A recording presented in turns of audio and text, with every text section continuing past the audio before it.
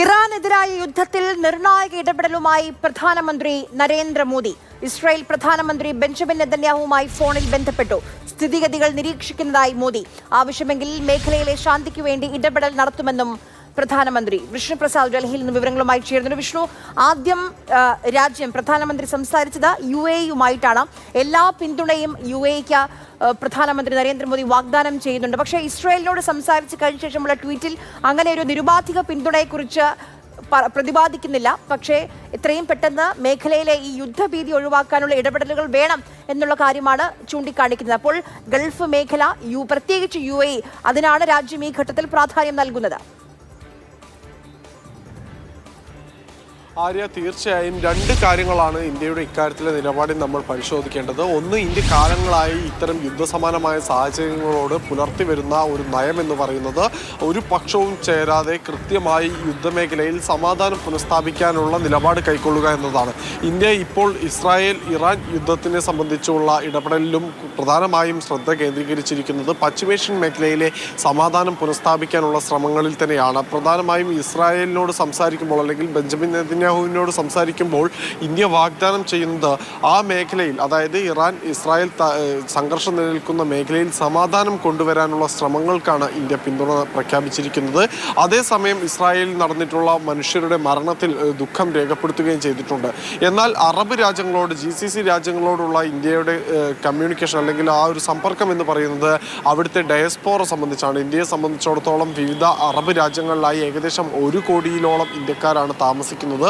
അവരുടെ സുരക്ഷയാണ് ഇന്ത്യക്ക് അവിടെ പരമപ്രധാനമായിട്ടുള്ള കാര്യം. അതിന് സുരക്ഷയൊരുക്കിയ UAE ഭരണാധികാരിക്ക് ഇന്ത്യ നന്ദി അറിയിക്കുന്നു എന്നും പ്രധാനമന്ത്രി ഇന്ന് എക്സിൽ കുറിക്കുകയുണ്ടായി. ഇന്നലെ രാത്രിയോടെയാണ് പ്രധാനമന്ത്രി ഇരു രാജ്യങ്ങളിലെയും തലവന്മാരെ ഫോണിൽ ബന്ധപ്പെട്ടിട്ടുണ്ടായിരുന്നത്. ഇന്നലെ അർദ്ധരാത്രി ഡൽഹിയിൽ ഒരു സുപ്രധാന യോഗം ചേർന്നു. അത് സുരക്ഷാ ചുമതലയുള്ള കേന്ദ്ര ക്യാബിനറ്റ് സമിതിയുടേതാണ്. ആ യോഗത്തിൽ പങ്കെടുത്തതിന് ശേഷം അതാത് വിഭാഗങ്ങൾക്ക് ചില അറിയിപ്പുകൾ നൽകിയിരുന്നു, ചില നിർദ്ദേശങ്ങൾ നൽകിയിരുന്നു. അതായത് ഈ വിദേശ രാജ്യങ്ങളിലുള്ള യുദ്ധസമാനമായ സാഹചര്യത്തിൽ, അല്ലെങ്കിൽ സംഘർഷ ബാധിത മേഖലകളിലുള്ള ജനങ്ങൾക്ക് ആവശ്യമായ എല്ലാ സഹായങ്ങളും നൽകണമെന്ന നിർദ്ദേശമാണ് നൽകിയിട്ടുണ്ടായിരുന്നത്. വിവിധ എംബസികൾ വഴി അതിനുള്ള പ്രവർത്തനങ്ങൾ ഏകോപിപ്പിക്കുകയുമാണ്.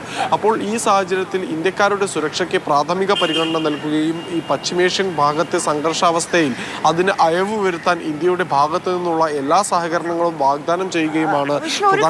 കേന്ദ്ര ആഭ്യന്തര മന്ത്രാലയത്തിന്റെ ഭാഗത്ത് നിന്ന് സംസ്ഥാനങ്ങൾക്ക് ഒരു മുന്നറിയിപ്പ് കൂടി വരുന്നുണ്ട്. ഇറാനെ അനുകൂലിക്കുന്നവരുടെ പ്രവർത്തനങ്ങൾ നിരീക്ഷിക്കാനുള്ള ഒരു നിർദ്ദേശം.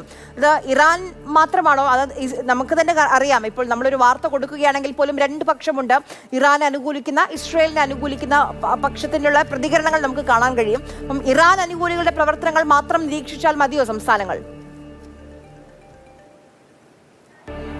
ആര്യ, ഇപ്പോഴത്തെ ഒരു രാഷ്ട്രീയ സാഹചര്യം നമ്മൾ വിലയിരുത്തുകയാണെങ്കിൽ ഇന്ത്യയിൽ തന്നെ ഇറാൻ-ഇസ്രായേൽ അനുകൂലികളായിട്ടുള്ള ആളുകളുണ്ട് എന്നത് തന്നെയാണ് വസ്തുത. പ്രധാനമായും ഇന്ത്യയും ഇസ്രായേലും തമ്മിലുള്ള ബന്ധം, നയതന്ത്ര ബന്ധം കൂടുതൽ ശക്തിപ്പെടുന്ന ഒരു കാലഘട്ടത്തിലൂടെയാണ് നമ്മൾ കടന്നുപോയിക്കൊണ്ടിരിക്കുന്നത്. പ്രധാനമന്ത്രി നരേന്ദ്രമോദിയുടെ ഇസ്രായേൽ സന്ദർശനം പൂർത്തിയായി മണിക്കൂറുകൾ മാത്രമേ ആകുന്നുള്ളൂ എന്ന് വേണമെങ്കിലും ഒരു അർത്ഥത്തിൽ നമുക്ക് പറയാം.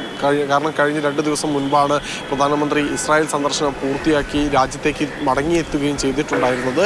ഇസ്രായേൽ സംഘർഷത്തിന്റെ ഒരു പശ്ചാത്തലത്തിൽ ഇറാൻ അനുകൂലമായിട്ടുള്ള പ്രകടനങ്ങളാണ് രാജ്യത്ത് ഇപ്പോൾ നടന്നുകൊണ്ടിരിക്കുന്നത്. ഇസ്രായേൽ ഇത്തരത്തിൽ ആക്രമണം നടത്തിയെന്നതിന് ഇതുവരെയും ഒരു ആഘോഷ പ്രകടനം രാജ്യത്തിന്റെ ഏതെങ്കിലും ഭാഗത്ത് നടന്നതായുള്ള വലിയ റിപ്പോർട്ടുകളൊന്നുമില്ല. ഒറ്റപ്പെട്ട സംഭവങ്ങൾ ഉണ്ടായിരുന്നിരിക്കാം, എന്നിരുന്നാലും വലിയ റിപ്പോർട്ടുകളില്ല. പക്ഷേ ഷിയ വിഭാഗത്തിനെ സംബന്ധിച്ചിടത്തോളം ഇറാനിലെ നേതാവ് മാത്രമല്ല, ഈ ഷിയ മുസ്ലിം വിഭാഗത്തിന്റെ ഒരു ആത്മീയ പണ്ഡിതൻ കൂടിയാണ് കൊല്ലപ്പെട്ട ഖമനേയി. എന്തായാലും അദ്ദേഹത്തിന്റെ മരണത്തിന് പിന്നാലെ ഇന്ത്യയുടെ വിവിധ ഭാഗമായി ജമ്മു കാശ്മീരിലും ശ്രീനഗറിൽ ഉൾപ്പെടെ വിവിധ ജില്ലകളിൽ ഇപ്പോൾ വലിയ സുരക്ഷാ ക്രമീകരണങ്ങളാണ് ഒരുക്കിയിട്ടുള്ളത്. ലാൽ ചൗക്ക് അടയ്ക്കുന്ന ഉൾപ്പെടെയുള്ള നടപടിക്രമങ്ങളിലേക്കെല്ലാം രാജ്യം കടന്നു. ലക്നൌവിലും സമാനമായ, പഴയ ലക്നൗ നഗരത്തിൽ ഇപ്പോൾ ഒരു ബന്ദിന് സമാനമായ സാഹചര്യമാണ്. ജമ്മു കാശ്മീരിലേതുപോലെ ലക്നൌവിലും ഇത്തരത്തിലൊരു സാഹചര്യമുണ്ട്. എന്തായാലും ഇത്തരം സംഭവ വികാസങ്ങളെല്ലാം കണക്കിലെടുത്തുകൊണ്ടാണ് കേന്ദ്ര ആഭ്യന്തര മന്ത്രാലയം ഇപ്പോൾ രാജ്യത്തിന്റെ വിവിധ സംസ്ഥാനങ്ങൾക്ക് മുന്നറിയിപ്പ് നൽകിയിരിക്കുന്നത്. ഇറാൻ അനുകൂലികളായിട്ടുള്ള വിഘടനവാദി ഇന്ത്യ സസൂക്ഷ്മമായി ഓരോ ചലനങ്ങളും നിരീക്ഷിച്ചു വരികയാണ്.